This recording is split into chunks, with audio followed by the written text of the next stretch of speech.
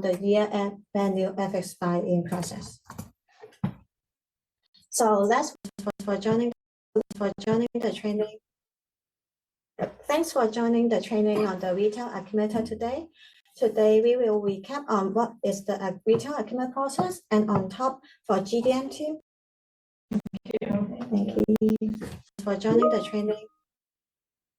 Thanks for joining the training on the retail accumulator today. Today we will recap on what is the retail accumulator process and on top for GDM team.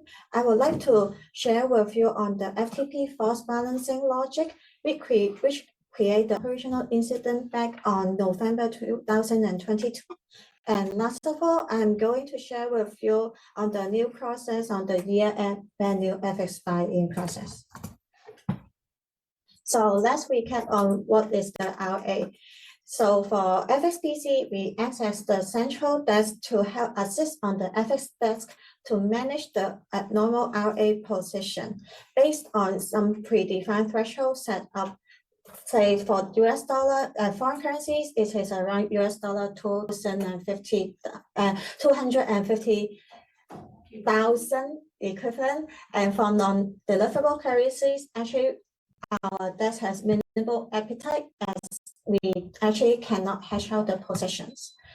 And actually for the driver for the abnormal RA exposure is mainly from the MSS P&L, and that requires the floor PC to provide us the break P&L in order for us to collect the data and provide the feedback to our RA traders.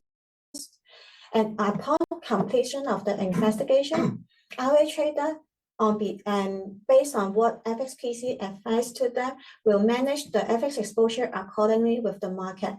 For exposure that are incorrect, we will advise them to leave the amount in RA until the reversal is, and for P&L which is correct, they will just go to the market and hedge out the FX exposure.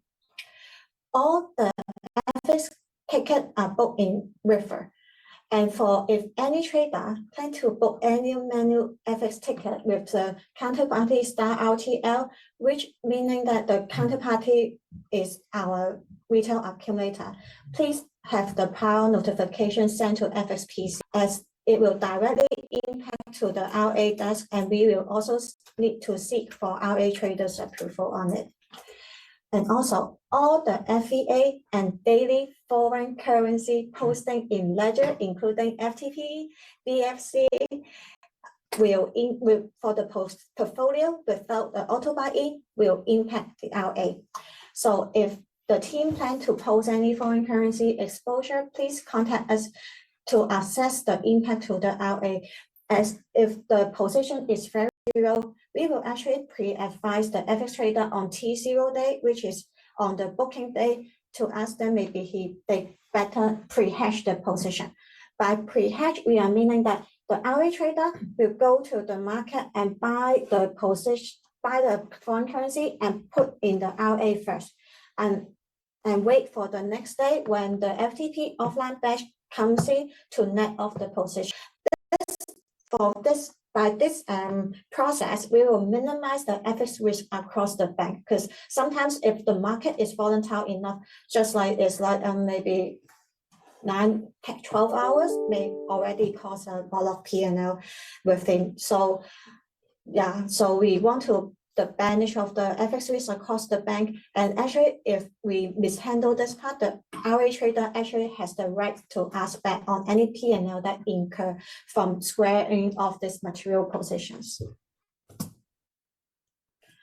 So yeah, let me also re-emphasize again that only incorrect ledger is only the ledger. Ledger P&L will impact the RA. Hence, only inform the FXPC in case of incorrect ledger P&L. Don't advise me on any VC adjustment. Okay.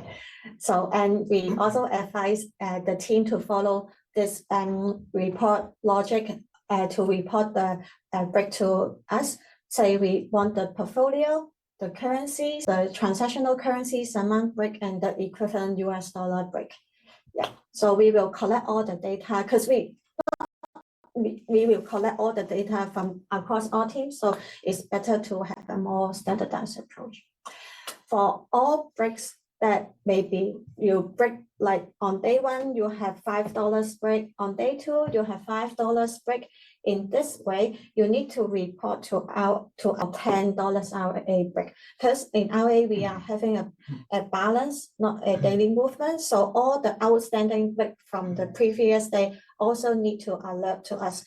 So we will collect the data and ask RA trader, just leave the position in RA, don't do anything. So it will have the FX result for this position. If we fail to do this process, no, we fail, and the RA trader actually goes to the market and square off the position, then we will not have any FX reclass afterwards when the issue is being resolved.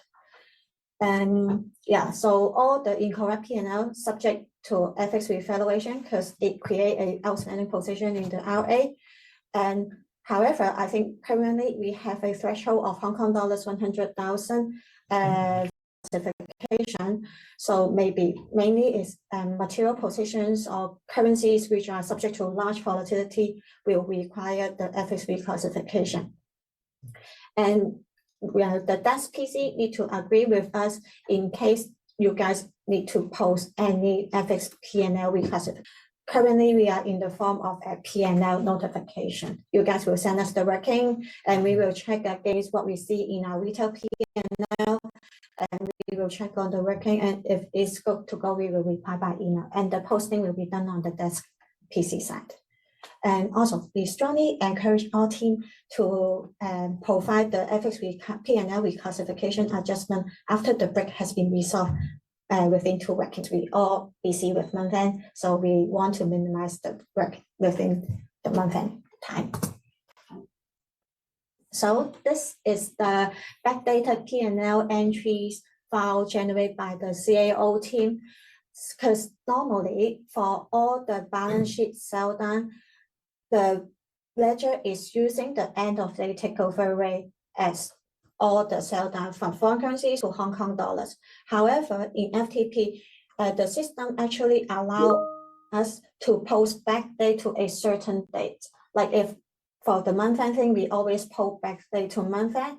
But actually, if the accounting date is on the month end date, but say if you post like on 2nd of April, then there will be a P&L incurred between the accounting date and the month-end date, like the 29th of March, and between for a 2nd of April. So this email actually captured this scenario that when any posting either by system or manual being backdated and is incur material P&L, it will incur on this report, and we will also ask for a P&L reclass.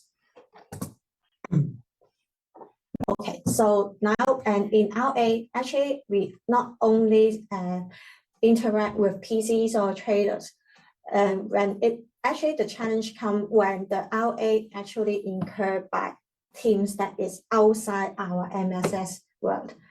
All the business across AMH will do the FX sell down. Hence, all systems across the bank, no matter MSS, CMB, RBWM, if they have any error, if material enough, can actually cause a noise in the RA. When every day FXPC, when we cannot locate the position within MSS for the abnormal RA position, we actually need to start to check outside of the MSS world. And we always use FTP as our tool to check on what outside of MSS world based on the journal entries and particular currencies. But usually there are thousands of journals pop up, and we always use our experience to try to narrow down which entries actually impact the RA. So if you guys want to have some knowledge sharing on the FTP usage, yeah, just please feel free to find me. And when it comes outside of the MSS world, I think the crucial part for me is to have a communication to other stakeholders across the bank that what is the RA, because it's always a brand new ideas and logic for them.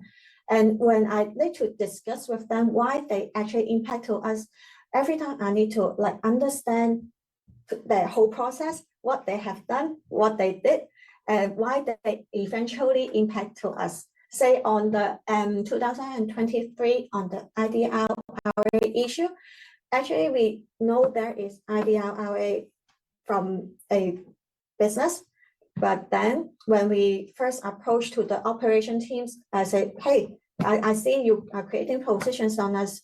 They're actually saying that, oh, we have a repatriation process, it's working okay, no problem. But it already impact us. So I know that should be something wrong. So actually with the collaboration between different teams like the PC team and CAO team, yeah, we need to like investigate why the journals actually impact on us. And with all the evidence that we need to show and prove to them they have impact on us and their process should be refined. Actually, the whole FX repatriation process for the operation team, a whole holistic review back then after we identified this issue. So I think sometimes working in LA is just like doing a detective role. Different teams across the bank, different systems, all behave differently. So we can have many chances to discuss with different stakeholders across the bank. So now is our interaction, finally. So actually, this is related to the Swiss bond single leg booking issues back on November 2022. Why there is a break in the nostril of GDM will actually ultimately hit the retail FX P&L. I think I got many asks on this logic many times when back then. It is actually because of the force balancing logic embedded in FTP. And for the force balancing logic, it is technically a correct logic across the bank. But if some system, they have noise up front and in the balance sheet side, then it, by this logic, it will actually ultimately hit me. And this is the list of systems across the bank that has the issue. And from all of the system, I highlight is the TRIS is the one that we are using within MSS that is following this force balancing logic. So force balancing is a system logic of translating the foreign currencies to functional currencies in FTP. So in the first part, the orange section, it is the upstream system with the journal entry, say from OBS. The customer do a FX deal converting the Hong Kong dollars to US dollar for a del rate of 7. When it feeds in FTP, which is the green entries highlight in the middle, the functional amount Hong Kong dollar stays at 7, and the US dollar like got translate to Hong Kong dollar by the that day end of day takeover rate of 7.75, and so both the US dollar and Hong Kong dollar leg of FTP entries being a balance sheet entry further sell down to the ledger through the balance sheet sell down process to the spot position account, which by force balancing logic, there is another offsetting leg in the P&L account. And this is the P&L that is grouped under the retail FX P&L account, this spot refill GL account. Yeah, so ultimately, this is the summary table of all the entries, and you can see the spot refill account got the $750 of spot refill account, which sits in the retail FX, but this is correct. This is what it used to be. So now let's look at this when there is a single leg entries. So now for the orange section, again, this time is the upstream system. However, it is only sending a one balance sheet entry. The other is blank. In the green area, FTP still consume the data and also generate a single leg entry in the spot position, which is a balance sheet account. Then it comes the balance sheet sell down process. The blank entry sell down as blank in the spot position, which got force balanced to the P&L account spot without GL at both 0 and 0 is here. And so now we have a while the single leg entry do the same and got false balance to the other spot without P&L account. So now we have a balance TB in the summary table. In the summary table, in functional currency, but the balancing leg actually sits in the spot without account again, which is the retail FX P&L. So in this case, it generates an incorrect P&L in the retail FX P&L. So thus there is a balance sheet break in the upstream system.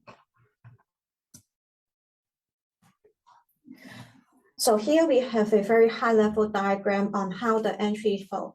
In the retail FX P&L, we have only one big figure for all the balance sheet sell down, false balance entries. So the information that FXPC obtained is actually very limited from the FTP, as we have no visibility on which system generate those entries. So whenever encounter some budget break entries system, it may also worthwhile to check with us if we also got some offsetting breaks in our end in the retail FX P&L account. So always it is case by case scenario, so we can further discuss and investigate when you encounter any. So relating to the issue of bond imbalance entry issues, Swiss IT has developed a report here on the screen to capture this issue. This type of booking issues always result in a hit of the retail FX P&L. So please look at the report if you query if the bond booking has actually impacted our end. But yeah, actually we also have monitor on our end. But yeah, if you guys got some query, you can also take a look. Okay, so now is like this one didn't happen for a while. Spark break for some reason. touch wood. So now we are discussing on the reversal impact to the retail FX P&L. So now we have different scenarios on the fixing of the Spark incident. So for scenario 1, when Spark apply LPD, meaning the backdate entries, no backdate is done on the reversal entry.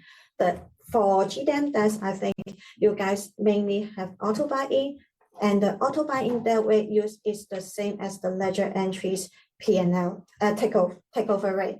The FX reclass is done between the reversal date and the issue date, and the impact is only on the Hong Kong dollar RA exposure, as all other currencies had auto buy-in and the takeover rate being used is identical with the reversal rate. For scenario 2, when FTP skip file without LPD, FTP will post backdate entries for the reversal entries. No pro forma break will be observed in PCP usually. However, as auto buy-in has no backdated, while the ledger reversal posting is being backdated, there is a mismatch between the takeover rate used by the auto buy-in and the ledger sell down takeover rate, and hence there is a retail FX P&L reclass for all currencies exposure between the 2 days. For scenario 3 is when the break persists for more than 1 day. We need to further discuss on this case because sometimes it's day 1 use one method, day 2 use another method, so it's always subject to our discussion first. So discuss first on if more than 1 day. Yeah. So now is for some of the position. I think you guys without that, so it will be different. For scenario 1, when Spark apply LPD, no backdate done on the reversal entries. FX reclass between the reversal date and the issue happening date for the foreign currencies break. For scenario 2, when FTP skip file without LPD, FTP will post backdate entry for the reversal entry. Since the reversal date takeover rate used is the same as the one that when the issue start to happen. Hence, no FX reclass is required in this case. And once again, if the break persists for more than 1 day, please find us to discuss. So are there any questions concerning the RA? Okay. I have a question regarding false break. Yeah. Is there any report sent by our team, the FX team, on a daily? You mean the false break, the trace one? We actually won't send out. I think if we see there is a break, we will send it out, but it may not be a daily process because it's only when we see we have a break on that day, then we will start to check. But sometimes break will offset with break. So I also encourage the team, if you guys also observe some issue, maybe it's also worthwhile to take a look on that report. Yeah. Diana, Hi, Tracy. I have a few questions, sorry. Yeah, sure. RA stands for Retail Accumulator. Do you know why? Is it a system? What is it? Why is it called this way? Jargon in HSBC is unexplainable, but it is a position, I could say, for the retail accumulator is the FX position of the bank, if I said it as a layman term. Gotcha. And then I think you gave an example on the P&L and how it feeds into the spot P&L, FX spot P&L, right? Yeah. Into the balance sheet. And obviously you gave an example on one position. Obviously you get the number as a big number. How do you capture that, you know, the customer account was not updated correctly, etc.? Actually, this is the time that I need to dig in on the FTP entries. I need to like filter out which among all the thousands of entries, I need to filter out which they got a name journal source. I need to find the journal source, and then I need to do like matching game to see which one actually create the big noise. So it's actually a very time-consuming process, and yeah, no very standard approach on that so far. Is it done every month, or do you have a threshold for it? Yeah, we have a threshold. Okay. If it is breaking the threshold, then we need to further investigate. Gotcha. And this is just one of the issue that is within may impact the retail FX P&L, because in different sections of the training, I share with different team with the issues that they have impact with me. So this team is the false balancing logic issue. Gotcha. And then I think lastly, sorry, I think you touched on LPD. What is it short for? Less processing day. Oh, gotcha. Okay. Thank you. Thank Thanks so you, much. JC. Yeah, I still have second part of the training manual FX buy-in. Sorry.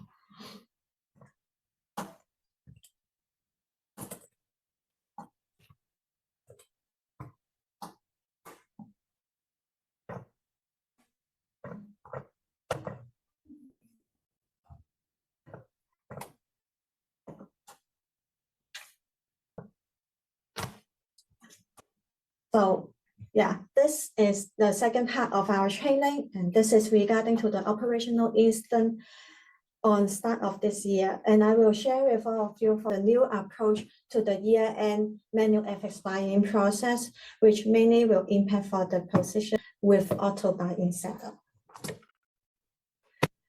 So let's refresh again on what is the auto buy-in.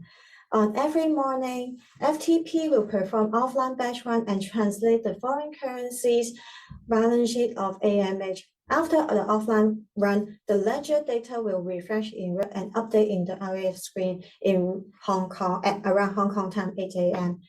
If the desk for the opt for auto buy-in, the foreign currencies, which is all the non-US dollar currencies, will transfer back to the respective desk by generating a refer FX ticket. For the desk with no auto buy-in setup, the risk of the foreign currencies will be centrally managed by the RA desk. So in general, for the accounting of the auto buying process in the RA desk perspective, every day after the ledger sell down, we usually receive the foreign currencies and along with the P&L side, which is in Hong Kong dollar. And then after we receive the foreign currencies in RA, the auto buy-in process start in, and it is performed by the refer system. It will transfer actually the British pound out from RA desk, which so that one debit British pound, one credit British pound. So the British pound go back to the respective desk, and hence resulted in a net position exposure in RA for Hong Kong and US dollar. During the sell down process, we will use the end of day takeover rate to transfer all the foreign currencies to Hong Kong dollar. And if the desk has no auto buy-in setup, the desks are not expected to hold any foreign currencies which is subject to FX refer. So now we are looking at a BAU scenario where we have the daily ledger P&L matched with the auto buy-in.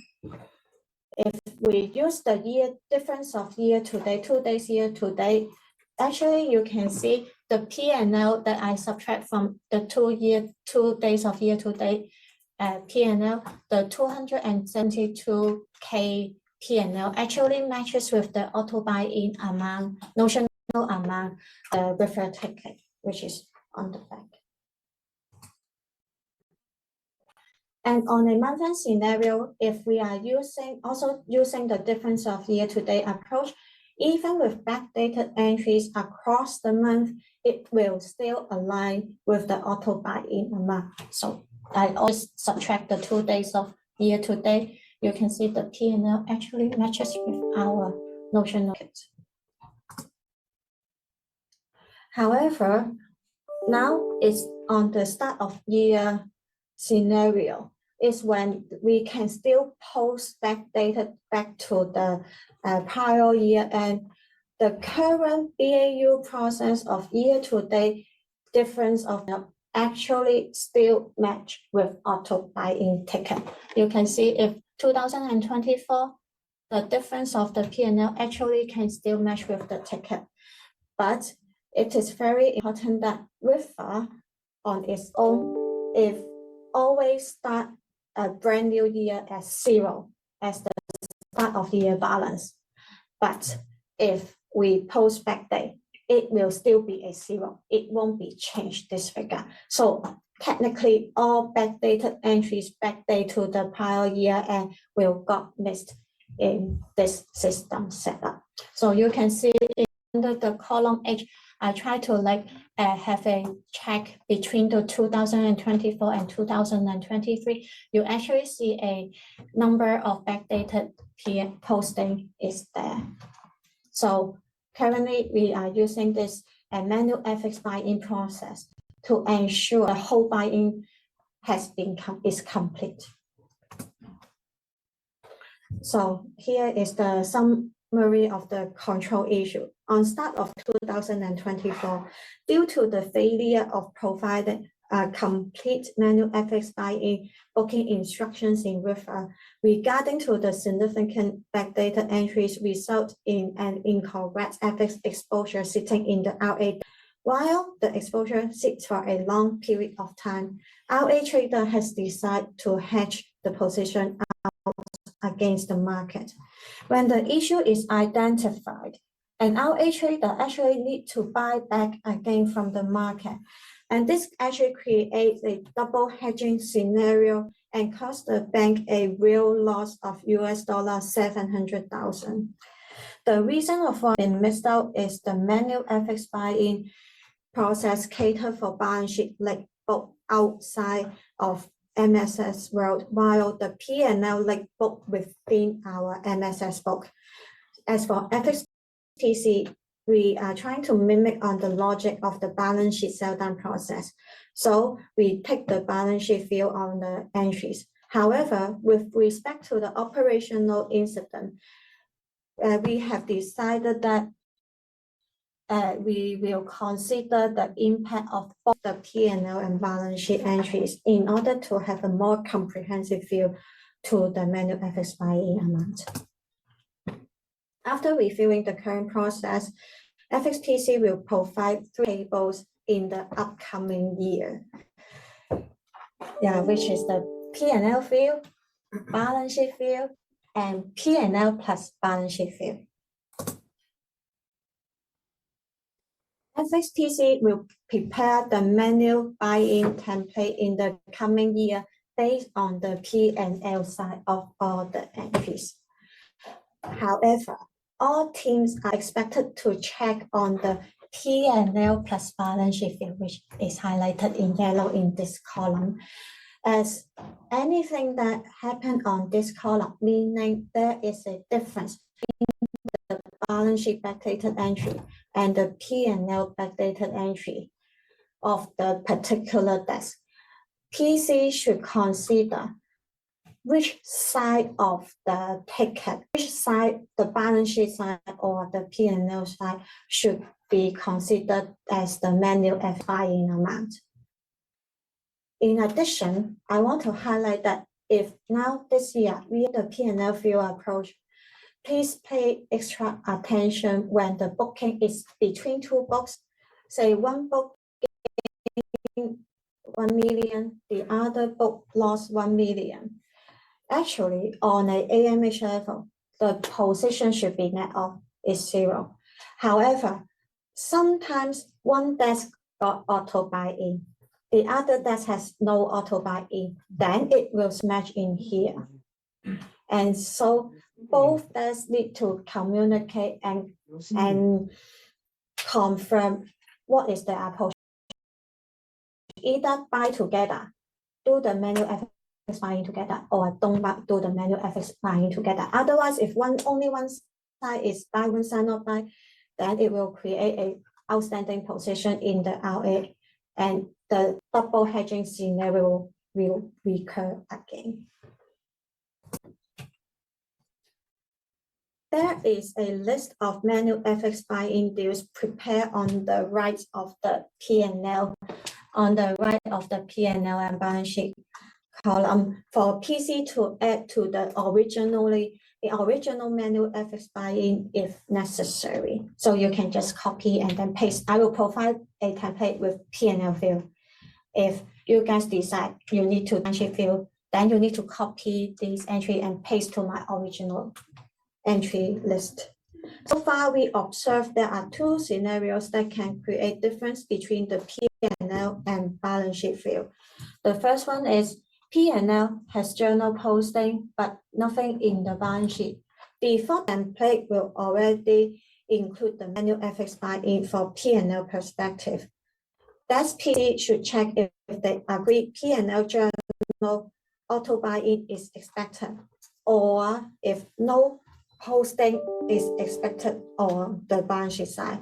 If no auto buy-in is expected, then Desk PC should also include this journal back to the template so as to set the original P&L journal, which I have already included in the template.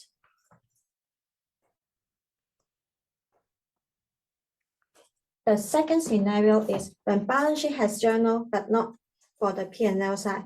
Default template has no manual FX buy-in deal. If concerned balance sheet side need to post, we need to add back to the manual FX buy-in template. These also need to add back. And all these manual FX buy-in template need to send to the desk front office for the approval of booking. So the upcoming new procedure is starting on workday 2, which is the January 3rd, 2025. FXPC will download the manual posting from both FTP, which posts on workday with accounting date on December 2024, and FXPC will consolidate the journal to manual FX buy-in template as attached in this screen. We aim at FXPC aim at provide the data by lunchtime in Hong Kong time and send to the floor PC to validate. It is advised that respective PC team should validate the yellow highlighted cell for the notional amount, direction, rate. Yeah, in addition, respective PC must reference to the previous P&L plus balance sheet summary to make sure that if any addition manual FX buy-in journal is needed. If the respective team PC agree on the amount, they should send the manual FX template journal to the desktop for approval and refer to FXPC with the proper approval by Hong Kong time 4 p.m. As by 5 p.m. Hong Kong time, FXPC will send all the entries to GFXM middle office to perform the bulk booking for us. So for any late request on booking on the manual FX buy-in team, the dealt rate used on the buy-in ticket will subject to the decision of our trader. FXPC will continue monitor the daily on cross-year end posting in the ledger until the ledger posting to prior year is closed. So any problem questions regarding to this new process? What's the thought? Okay, so just let me know in case you have any questions. So yeah, I'm always around. Okay, thanks for joining the meeting. Thank you. Thank you.